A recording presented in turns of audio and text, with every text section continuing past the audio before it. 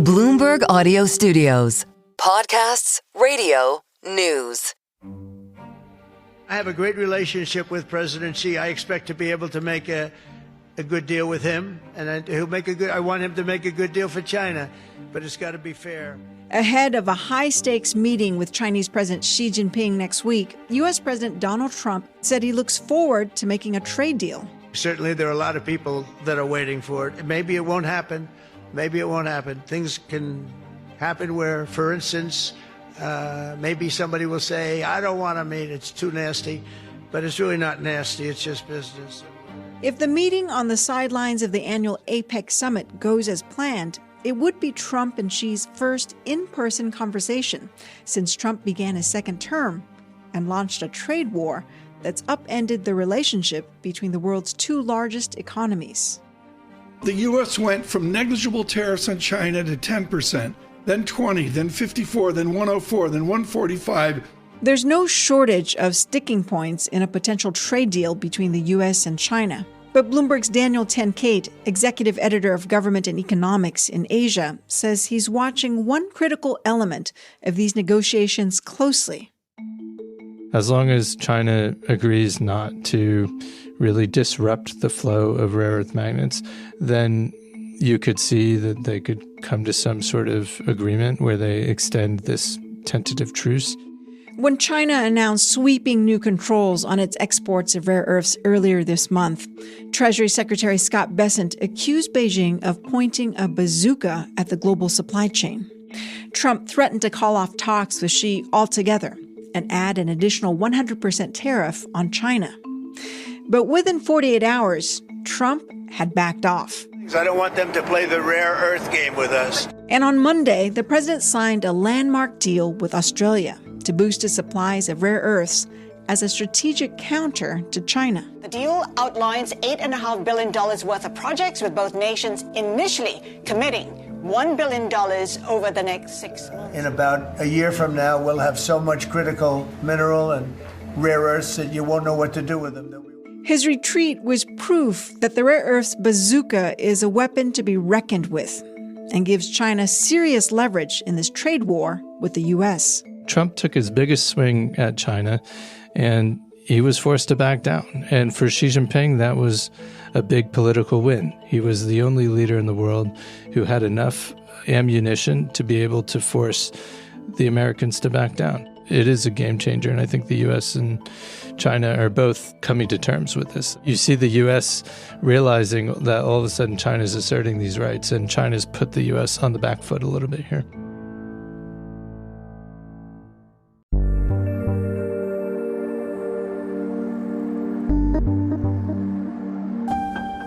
This is the Big Take Asia from Bloomberg News. I'm Wan Ha. Every week, we take you inside some of the world's biggest and most powerful economies and the markets, tycoons, and businesses that drive this ever-shifting region. Today on the show, China has dominated the rare earths world for decades, but it's only now begun to make the most of that influence. We'll look at how it's using American trade tactics to press its rare earths advantage and explore what weapons the U.S. has in its arsenal to fight back.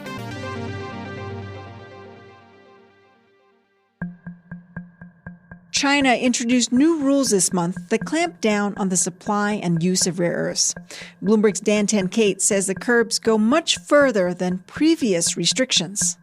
If any product contains even a trace amount of rare earths, then China has the right to restrict that product.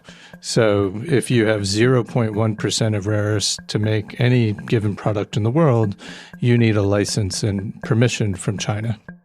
Previous actions, China cut off supplies of rare earths to various companies. So if you needed rare earths to make an electric vehicle, for instance, and you bought that from China, China was saying you need a license to get these rare earths, whereas before you could freely buy them. Now, what China has done is they're not just stopping the rare earths from getting to those factories, but they're saying even if you use those rare earths to make that car, if you want to sell that car to another country, you're also going to need permission. Now, that just seems completely unworkable in reality. And that's what raises questions about, okay, are they going to put a stop to global trade? No, that's not in China's interest at all.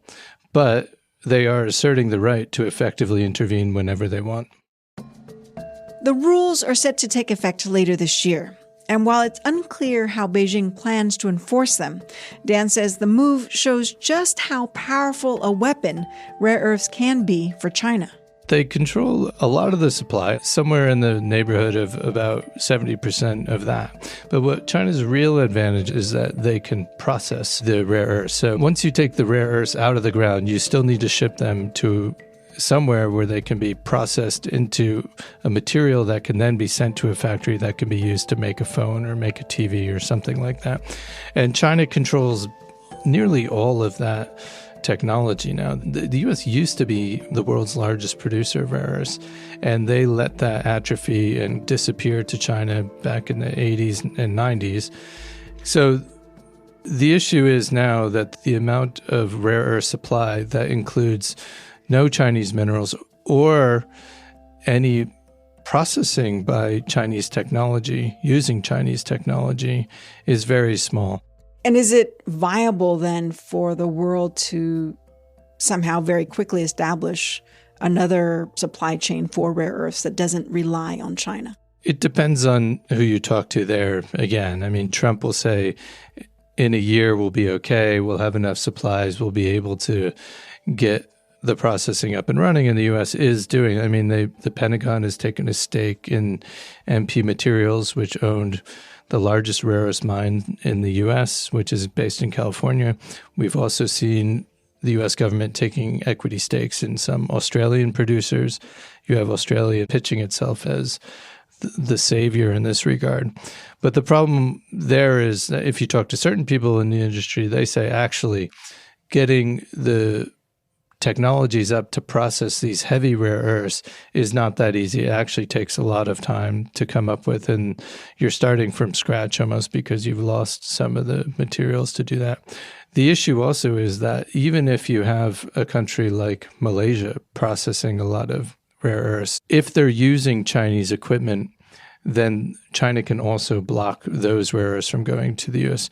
So the amount of the rare earth supply chain globally, that doesn't just include minerals from China, but also doesn't rely on Chinese technology to process those minerals. That is very small, and that is the fundamental issue now. China has spent years cultivating its rare earths industry. Today, it dominates the market as a producer and refiner of these vital minerals.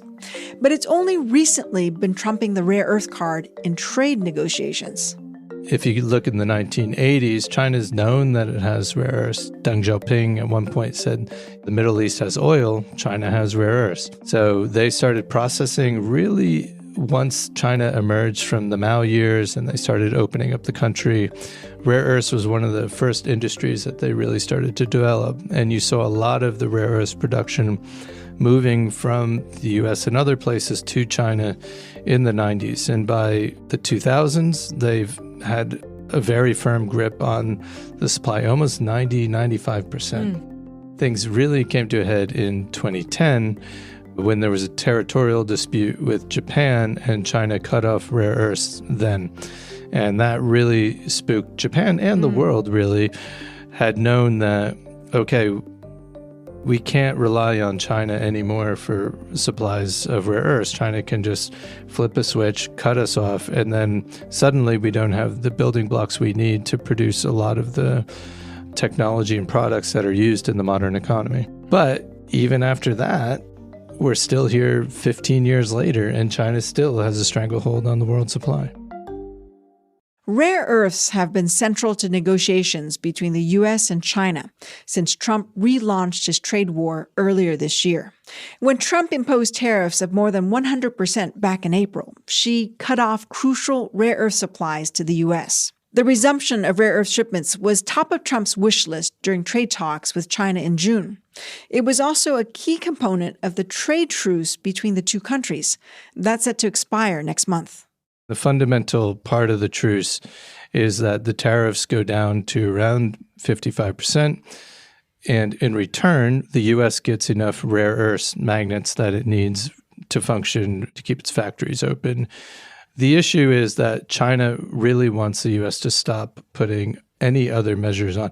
China saw the deal as, we want no more export controls. We want no more punitive actions against Chinese companies. So they saw the Commerce Department in particular doing that, and the hawks in the United States continuing to press ahead with that.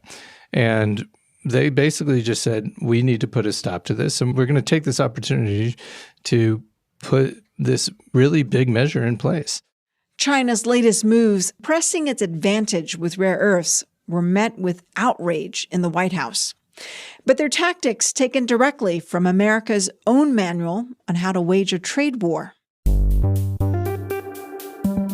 After the break, we'll look at how China is trying to beat America at its own game and how the U.S. is retaliating.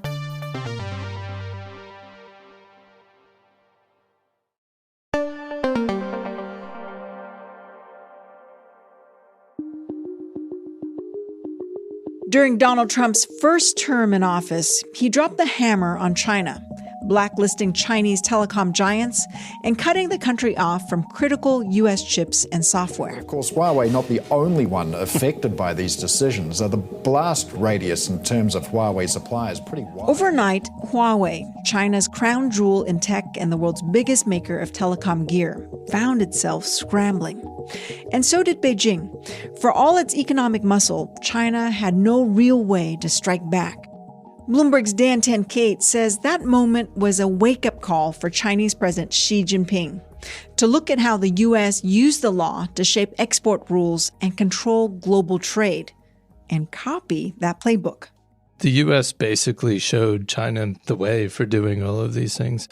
And so what you saw was, after Trump's first term, Xi Jinping went out and he got those tools.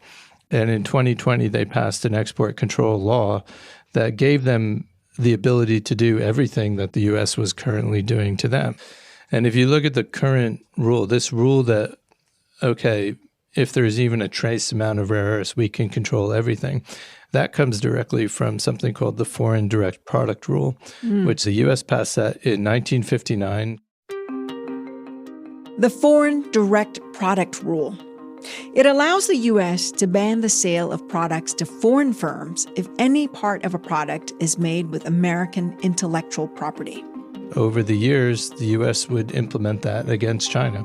So there was an exchange, one in particular, where Walter Mondale, the vice president at the time, went to China and he spoke with Deng Xiaoping in 1979. And a lot of that conversation was around, okay, what can you sell us? And Deng at one point expressed frustration. He said, the Japanese and the Europeans won't even sell us a product because it has an American component. And that principle is essentially what China's doing today. If you have a bit of rare earths that's been manufactured through our processes, then we assert the right to be able to control that. And China's ultimate goal here is not necessarily to restrict trade and try and shut down the global supply chains. It certainly doesn't have the capability to enforce that at all. But it does want the same tools as the U.S., and it wants to show the world that, hey, we can mess with you anytime we want. We can assert the right to come in and block you from doing things. Dan says the U.S. still has plenty of weapons of its own, and China isn't in a good position to fight off a sustained attack on trade. It's struggling with manufacturing overcapacity, a slump in consumer spending, and an ailing property sector. Dan says it's not that America's trade measures wouldn't be highly effective against China, it's that using them could be risky to the U.S. The U.S. has a lot in its arsenal. The question is, what measures can the U.S. put in place that won't blow back on America? And that looks limited to things like airplane parts, chip design software, ethane, and a few other things that China needs that the U.S. has. Now, the other big one is tariffs. Obviously, if Trump wanted to put 150% tariffs on Chinese goods heading into America, that would do serious economic damage to China, but it would also hurt the U.S. The U.S. also controls the financial system, so it could do drastic things there. But again, anything they do on that front will also blow back at the U.S. So Trump is looking for something that he can hit China with that wouldn't hurt the U.S., and there's not too many great options. He can do some things, but ultimately he wants a deal where everybody wins. Now, looking ahead, Trump and Xi will meet at the APEC summit in South Korea next week. What are the likely outcomes that we can expect from that? As long as China agrees not to really disrupt the flow of rare earth magnets, then you could see that they could come to some sort of agreement where they extend this tentative truce. Trump also wants the TikTok deal completed, and Xi needs to sign off on that. So that's another thing that could come out of it. And the other major thing is on soybean purchases. That's a big constituency for the U.S. and for Trump. So China's not buying soybeans anymore, and it says it can't because the tariffs are too high. But if there's some agreement on that, then that could also be something we see out of that meeting. So it sounds like there are things that both countries want that could still make them walk away and say, we got to win. Yeah, I think the ultimate problem here is that the space for a deal is very limited by all the national security restrictions that both sides have on each other. I think that they don't really see a deal until you get particularly Congress and the hawks in Washington coming to the conclusion that it's okay to have China involved. That's just politically very difficult to see, particularly with all the concerns about Chinese spying, China's military might. You'd have to fundamentally change the conversation in Washington. Now, Trump, during his first term, he basically flipped the conversation on China and turned it into a bipartisan consensus against China and for more hawkish posture towards China. So if anyone can change the conversation in Washington toward China, it could be Trump. But Beijing's move to leverage its rare earth advantage has now boxed Washington in, limiting its options and raising the possibility that this dispute may have no clear resolution, at least not anytime soon. If you think about the leverage that both sides have on each other right now, China has this rare earth card. So what is the U.S. doing?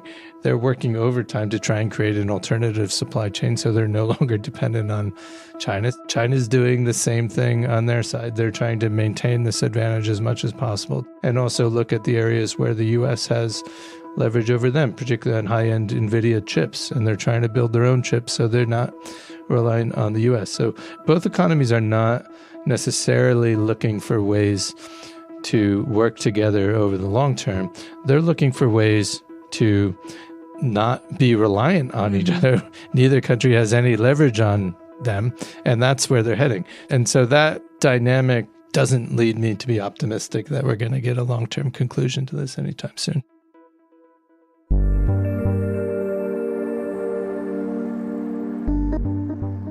This is The Big Take Asia from Bloomberg News. I'm Oanh Ha. To get more from The Big Take and unlimited access to all of Bloomberg.com, subscribe today at Bloomberg.com/podcast offer.